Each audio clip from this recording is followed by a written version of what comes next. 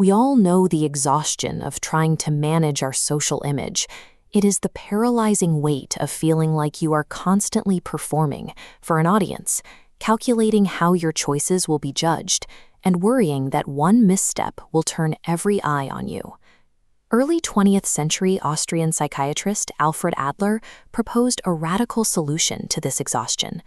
In his philosophy, popularized by the book The Courage to be Disliked, Adler argued that all human problems are interpersonal.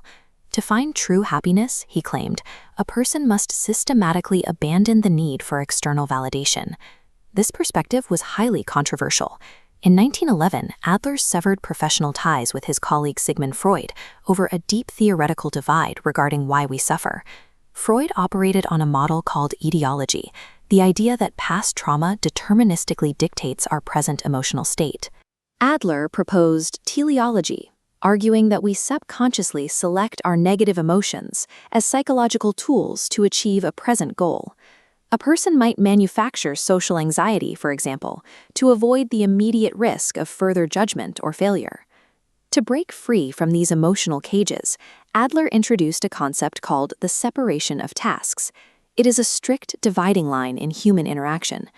Your task is your own choices, values, and actions. The other person's task is how they choose to judge or react to you. Adlerian psychology demands that you immediately stop trying to intervene in other people's tasks. If someone dislikes you for living authentically, that is their problem to manage.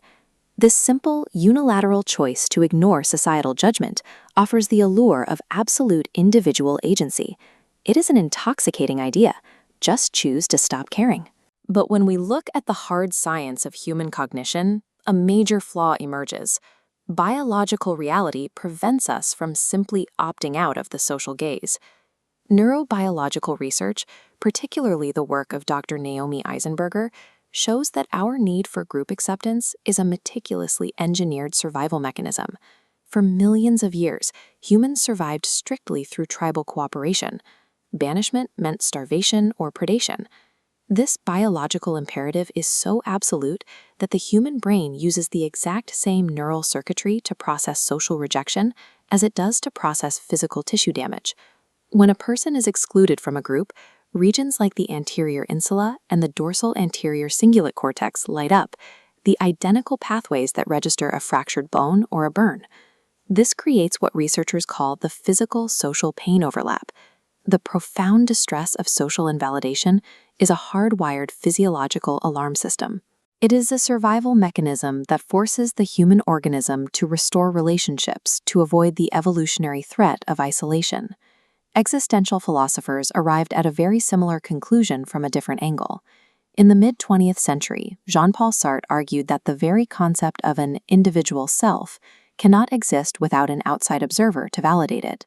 Sartre explored this heavily in his play No Exit, where three deceased characters are trapped together in a windowless room with no mirrors. They are entirely dependent on each other to confirm they exist at all. This is the true meaning behind Sartre's line, "Hell is other people." Being observed strips us of our absolute freedom, freezing us under the judgment of the crowd. Between our evolutionary neurobiology and our sociological development, we are deeply tethered to the audience around us.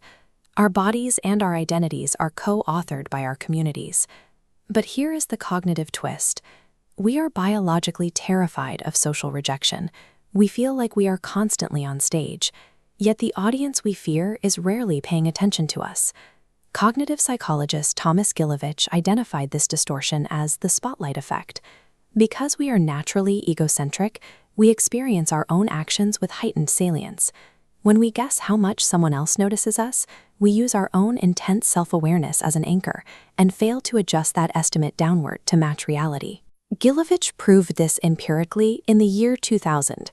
Researchers instructed college students to wear a highly embarrassing t-shirt featuring the singer Barry Manilow, and then sent them to walk into a room full of their peers. This chart displays the massive gap between perception and reality. The students wearing the shirt assumed that 50% of the room noticed their embarrassing garment. In reality, only 25% of the observers registered it. The intense societal gaze we feel is largely a construction of our own minds. The biological alarm system driving our fear of judgment works perfectly, but it is constantly being triggered by a cognitive hallucination. We are left with a paradox.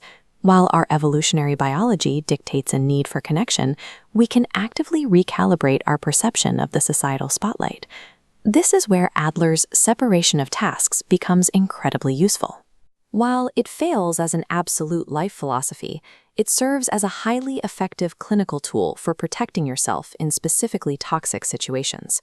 In normal interpersonal friction, therapists recommend keeping a pathway open for connection while working through the problem. But you must distinguish that friction from an interaction with someone suffering from genuine narcissistic personality disorder. True narcissism involves structural grandiosity and performative empathy. When someone consistently uses punishing rage to manipulate your reality, any attempt to seek their genuine understanding is completely outside your locus of control. In these moments, clinicians advise establishing strict boundaries using the JADE Prohibition. Never justify, argue, defend, or explain your limit to a toxic actor. Doing so only opens a negotiation they will use to destabilize you. Instead, you cleanly separate the tasks. You state a strict, measurable behavioral limit, like leaving the room if they raise their voice, and then you immediately remove the stage, depriving them of the audience they seek. Human agency exists in the discerning management of our social bonds. By accepting our profound biological dependence on one another, while recognizing the societal spotlight is a cognitive hallucination, we can protect our energy from exploitation,